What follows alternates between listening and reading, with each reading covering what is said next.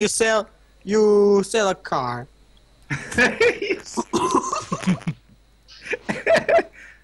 Bă, dar învață engleză în pizda, Cum mă. zice bă la ai vândut? Ce, mă? You sold. Cum zice la ai vândut? You sold.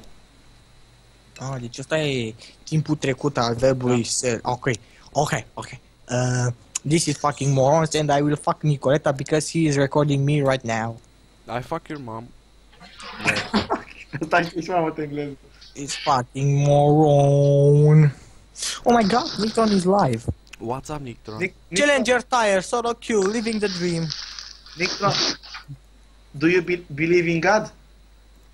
No, I'm Illuminati now. Why? Hey, Nictron. Nick muted. Nictron.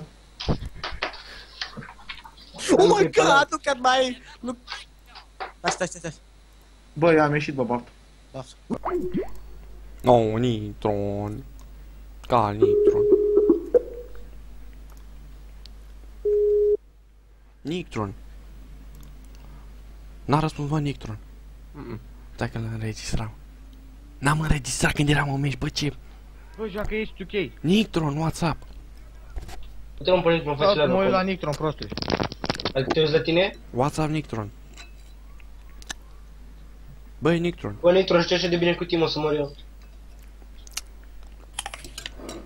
A, da, du-te, mai du-te la după el cum se rași pe el.